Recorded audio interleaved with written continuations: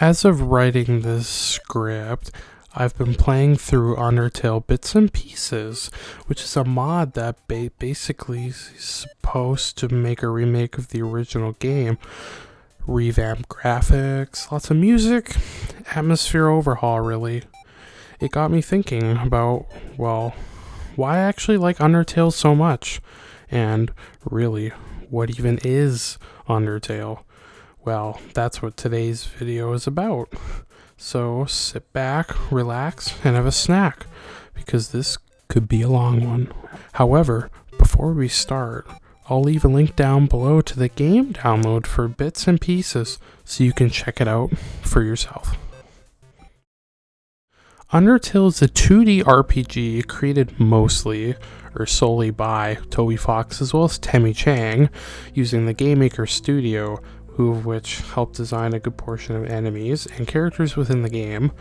Undertale is Toby's second game, his first being the Earthbound Halloween hack. However, Undertale is his first original game, as the Earthbound Halloween hack is a hack of the original game Earthbound.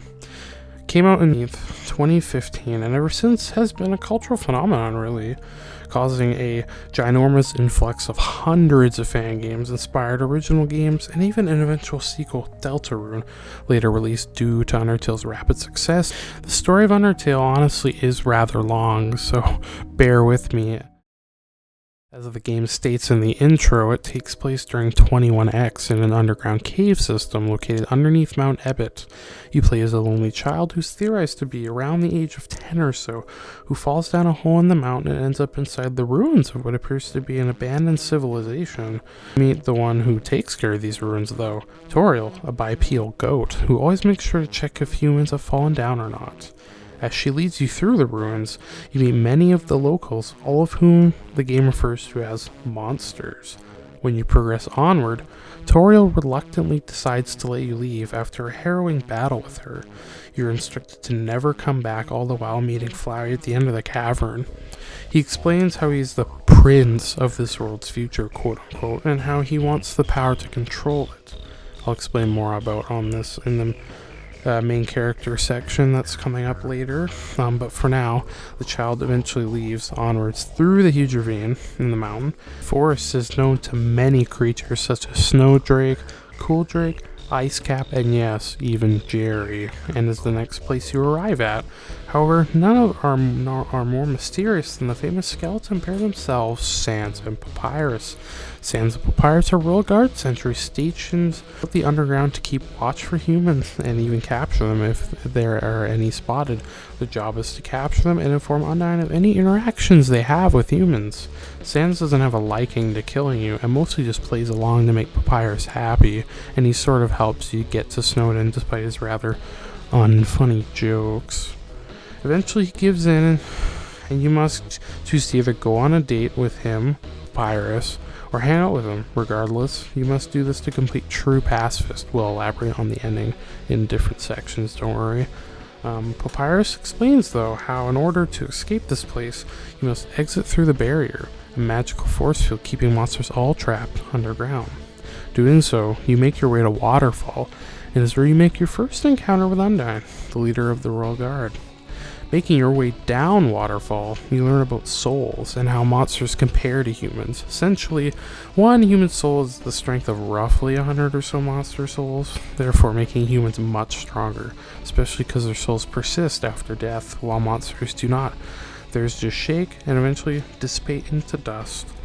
However, if a monster were to absorb a human soul, they become a beast with terrifying power, the strongest thing the planet has ever witnessed. This is epic foreshadowing, by the way.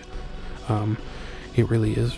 It's kind of a spoiler, but Undyne makes it abundantly clear that you are the 7th human to ever make its way through the underground. The other 6 had their souls taken away and stored within the king's castle, awaiting the day you would finally use them all to destroy the barrier. She fails to thwart you, though, and you make it to Hotland, where you meet Alphys, the royal scientist who works for King Asgore, and attempts to make human-killing machines, etc. You find out from her that in order to make it through the barrier, you don't just need a human soul, let alone 7 of them. You also need a monster soul. This is especially troubling because you're a pacifist, you don't hurt anybody. Sadly, there isn't really any other way in the game. That'd be kind of cool if there was. Come on, please add that.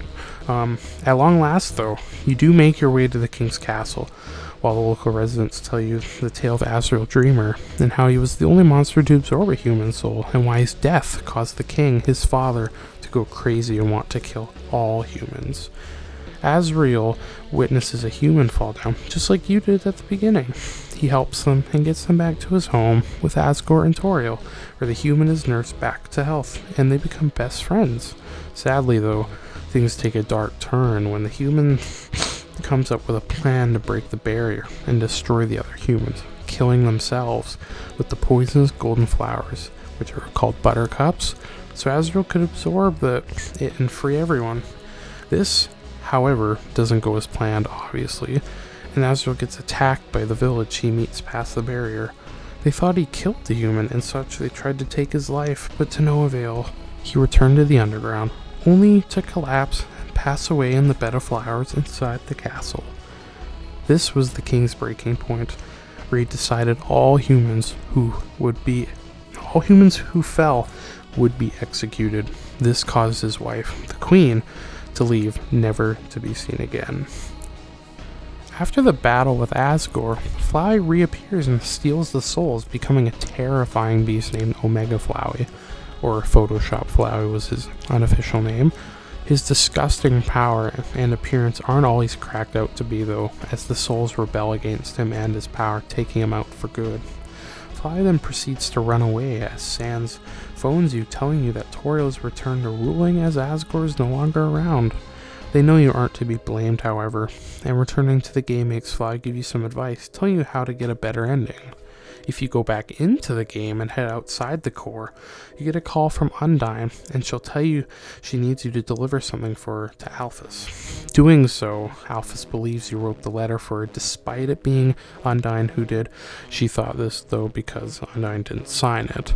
After your very entertaining date, in quotes, dump, at the date of the dump with Alphys, you head back to her lab, finding a note she wrote detailing how her problems can't magically disappear, and she'll be downstairs in the elevator above the note.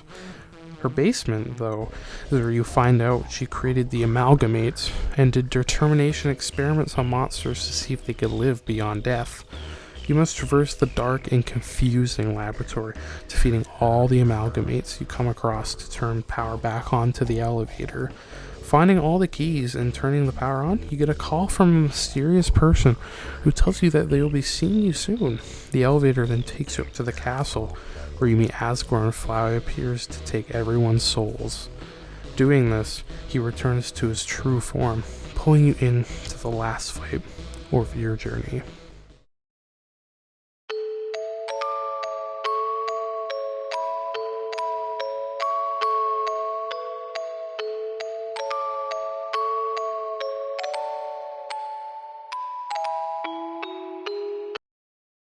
Frisk is the main character you play as, who falls down the hole in the mountain. The character you name isn't actually Frisk, but the first fallen human, who does have a name, by the way. They are gender neutral, meaning their gender is completely up to you, really, for your own playthrough. However, most people just go with using they/them pronouns. They rock a nifty and very memorable blue with pink striped sweater, along with their signature blank expression that you see throughout the game. The personality isn't really certain, but there's some dialogue shown throughout the game. Frisk is a playful and cheerful, yet sometimes cheeky or even maybe slightly sarcastic kid, depending on how you really look at it. Flowey is the first character you meet, and at first he appears to be a very friendly and welcoming flower, teaching you what your soul is and its properties. It's only when he tries to show you how to move your soul that he instructs you to run into his attack, calling it his friendliness pellets, as it will give you more love, quote unquote. Flowey is actually evil, and you learn his true identity, that being Azrael, at the end of the game. Flowey has a very sadistic attitude, wanting to kill at every moment he can. He also has no soul, therefore he has no feelings of remorse, love, affection, happiness, etc. All he has is his own anger and killer instincts, of which he put on display when he captured all your friends and stole all their souls.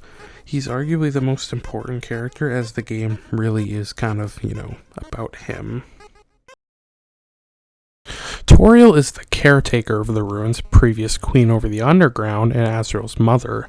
She has a very motherly and playful attitude, yet serious when the time is right. Honestly, kind of like a mother.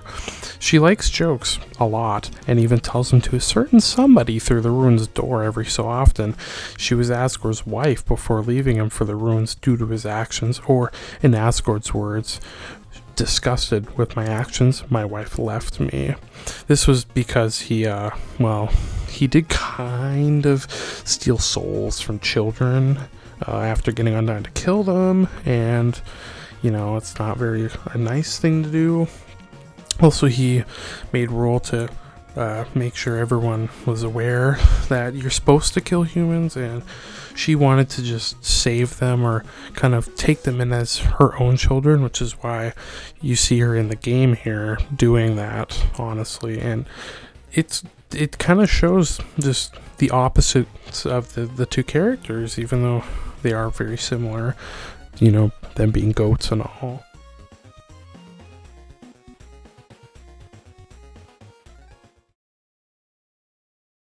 Sans is the punny side of the Skelebros, donning his famous blue jacket, track shorts, and pink slippers. You first meet him just outside the ruins on the path to the Sentry Station. He tells a lot of jokes, whether he does it to annoy Papyrus or because he thinks it's funny, we don't know. He sports a very iconic smile too, but he always smiles, even when in danger, I guess you could say. Nevertheless, despite talking in all lower cases and in the comic Sans font, which, by the way, his name is based on, he does care about Papyrus a lot and his other friends. He just hides his feelings usually with an I don't care attitude. He's probably the most interesting character in the game, having complete awareness of the fact you can save and reload, and even reset the timeline. However, he doesn't remember every reset like Flowey does. As well, he has the power to mysteriously teleport and attack with KR, Karma Retribution, by the way. This partner with his lowest defense, HP, and attack make him the weakest but also the strongest and most difficult fight/boss in the game, and that's also partially because of his first attack. It's a beautiful day outside. Birds are singing, flowers are blooming, and days like these, kids like you should be burning in hell. Ah, balls!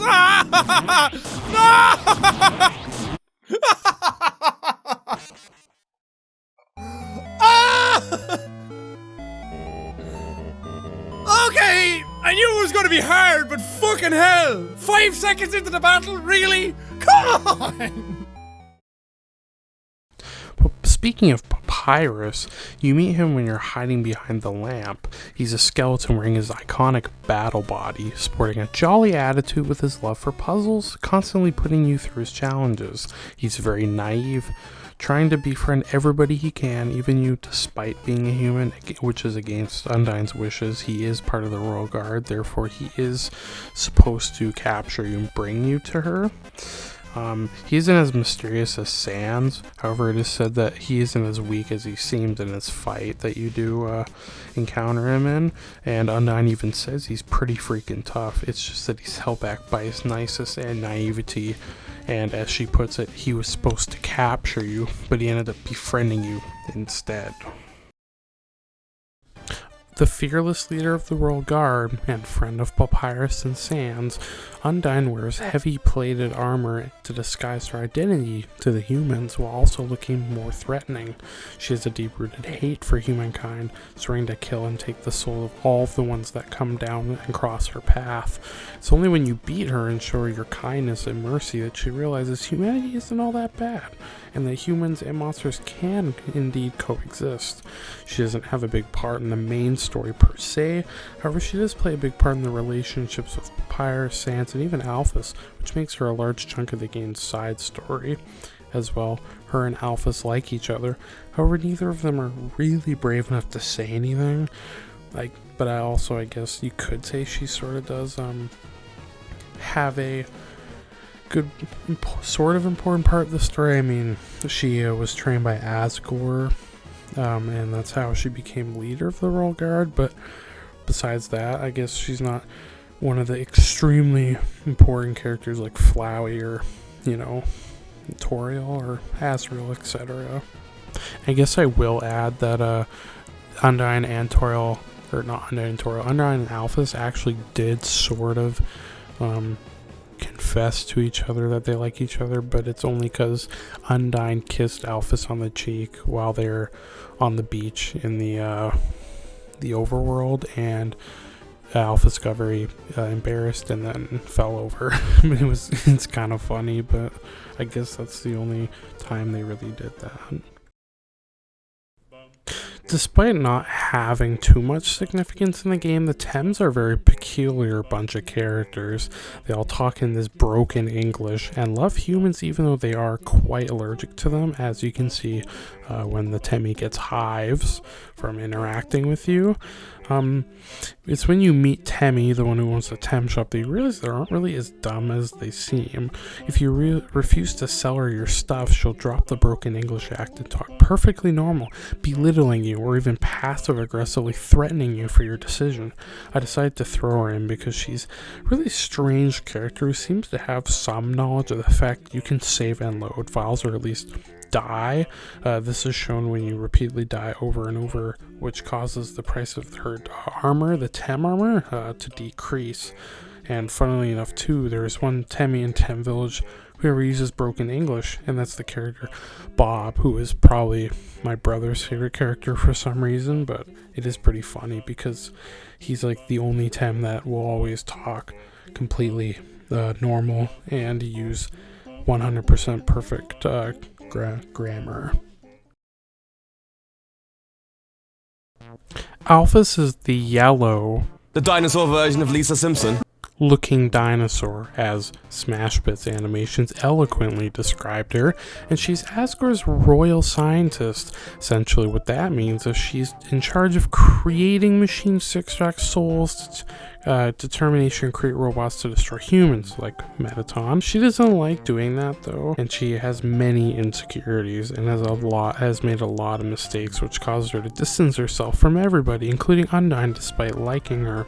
She's afraid people will figure out about the experiments she was doing on monsters, which she was injecting them full of determination and seeing what would happen. Sadly, they all turn into gloopy masses of monsters energy called amalgamates, which you meet during the second half of the True Paths playthrough.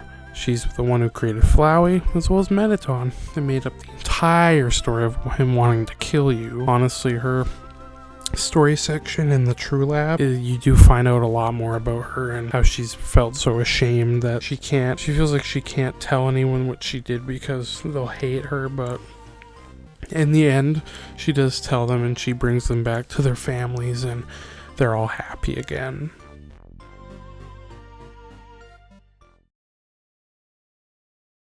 Metaton, or MTT, is the robot made by Alphys who's supposed to kill you. He's a game show host, essentially, but there's a lot more to him than just that. He actually was a ghost before he became a corporeal being. He's related to Napstablook, being his cousin and the one who used to live with him and the dummy on a supposed farm, and you find all this out in that house next to Napstablook's with all the diaries in it. He's the pop star of the underground, being a show host, singer, and even a dancer.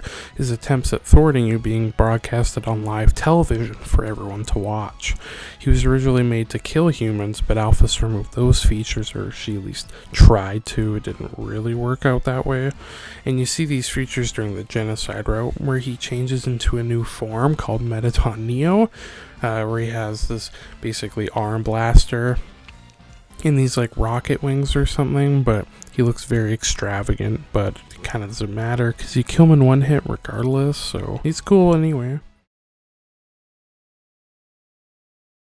Asgore is the current king of the underground and previous husband of the Queen Toriel.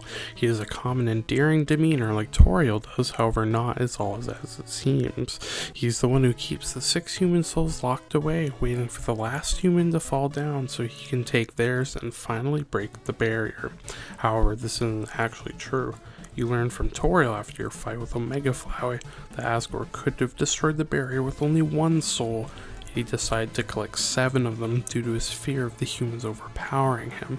He of course felt horrible about all this, and Toriel left him due to his actions.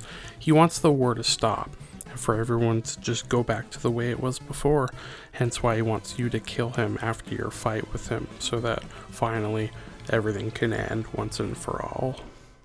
I mean, really sad when you think about it, because Asgore really didn't want to kill everyone, but he felt forced to after the stuff that they did to him, and it makes you kind of sad when you realize that he just wanted the best for his kingdom, and he felt that he had to destroy humanity for that to happen.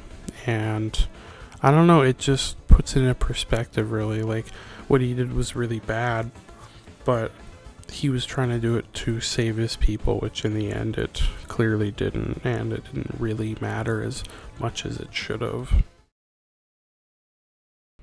Azrael is the son of Toriel and Asgore, and heir to the throne, being the prince and all. He is what Flowey's true form is. Obtaining all the souls in the underground is what made that come to be. He has the highest overall stats out of any boss in the game, being literally infinite. His attacks are very similar to Asgore's and Toriel's, considering he is their child, but he also has his own, namely the Hypergoner attack, which brings you down to 1 HP if it hits you. During the second phase of his fight, he changes form and you have to save your friends who are trapped within Azrael. During this section, you have to remind them of your past experiences with them, making them remember you. Once you've done this with all 6 of them, you can choose to save Azrael himself and make him come to his senses, and this upsets him and he tries to kill you with one final blow. But despite this, you stay standing and he realizes what he has done. After returning back to normal, he destroys the barrier and says that he will return to being a flower, due to letting the souls go back to their proper hosts. You comfort him, and he walks away, never to be seen again, unless you go back to the ruins and you see him one final time.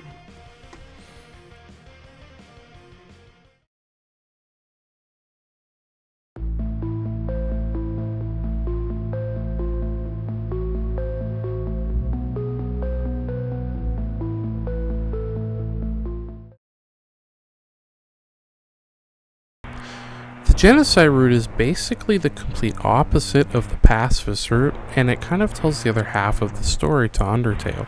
Instead of sparing everyone, you're killing them to gain EXP and LV. In Undertale, EXP means execution points and LV means love, which honestly is really cool considering they don't follow the typical name trope being experience points and love. Honestly, the differences are insanely drastic. Atmosphere is completely changed, you miss huge chunks of story scenes, so the game is technically much shorter, and it's a lot more sad. The game wants you to play Pacifist first so you can get the first part of the story, and then do Genocide next, because you'll have to kill all your favorite characters. And it makes a lot of people sad when they have to do that, because you kind of develop a sort of love for these characters that you interact with so many times, and then you end up having to just get rid of them and destroy them, and it really is heartbreaking, honest. You actually kill every boss in one hit except Undyne the Undying. You have to hit her a bunch of times and avoid dying, so it's kind of like a normal boss with her. But Sans, I wouldn't say necessarily counts because he only takes one hit. However, you can't hit him. Every time you try and hit him, he dodges it, so it kind of, you can't really hit him, but when you do, you beat him in one hit, so it technically doesn't actually really count. And I think the Genocide route is really cool and unique because besides it being the other side of the story, it brings meaning to the old tale in the game. In Undertale, you can talk to the turtle, Gerson, who will tell you a story of how the angel will appear and the underground will go empty. Now, if you're playing pacifist, that might mean you're saving everyone and setting them free. However, if you're genocide, then that would mean you're killing everyone, therefore it'll go empty. As you kill more and more, you'll eventually get rid of all the enemies in an entire area, and the next encounters for that area will all say, "But nobody came," as a creepy and disturbing song plays throughout the whole area and every encounter that follows. It's Flowey's theme, but slowed down by roughly 1100%, I think.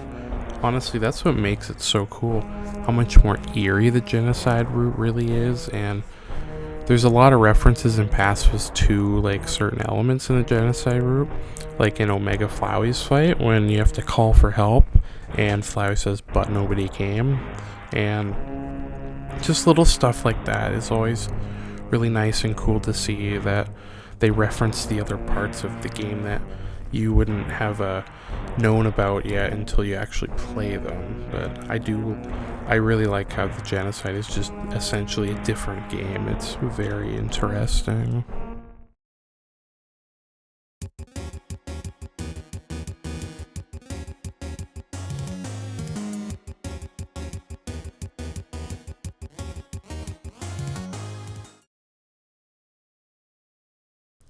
TLDW, really, Undertale is a game about humans trapping monsters underground, keeping them from escaping and causing another war, and how the king and queen's son eventually breaks out and sets in motion the events that would later take place. Undertale. Undertale is the product of what Azrael Dreamer and the human did, and how Azrael Flowey hopes to keep you, the player, playing with him for all time. It's a game about Azrael and his love for his best friend who he lost, and how he hopes to be with them again forever. And I guess it's also a little bit about Azrael realizing that the human wasn't the best of friends, because they really did hate everything. They wanted to kill all of humanity, and that's kind of shitty. When Undertale came out at the time, I didn't even know it existed until it was made aware to me by my brother in late 2016. It had piqued my interest, so I decided to download it on my crummy laptop. It was safe to say that as soon as I booted up the game, I was instantly enthralled in the universe that was Undertale. I mean, really, the characters, the music, the story, the atmosphere, it all completely blew me away and taught me things I'd never forget. From the countless memories of YouTube videos, bosses, and first encounters I had, the game has never gotten old to me. And you know, part of that is probably because of the remake that came out recently, which I'm using mostly footage from. I'll have links down below to the footage that isn't mine, and that footage is from the original game. I really didn't feel like playing through Genocide this time, just because I felt like it would take too long to get this video out. I really enjoyed the remake, Bits and Pieces. Everything is an upgrade. There's new areas, there's new graphics, there's new music, there's new story elements, there's new everything. And you'll see in these, like, the footage I use, it looks so good, and it's so much better than the original. And it feels like sacrilege to say that, but it is. It's an upgrade. I mean, nothing will beat my first experiences with Undertale, but this sure was special playing through this game. Immediately after I'd beaten it and getting my new phone on my birthday, I saw somebody who was my age on Facebook post about a role-playing group chat they wanted to make for Undertale, and I agreed to join. I was like 14 at the time, so that makes a little bit of sense. And to this day, that's where I found my best friends, who I still occasionally talk to, and I found a lot of people and different forms of mediums and channels and videos through this game, because so many things have been created out of it, like comics and, you know, just so many just cool things have been created because of this game. And I made a lot of friends through it, and you know, we really all connected on one thing, and that was the game Undertale. Thanks for watching, everyone.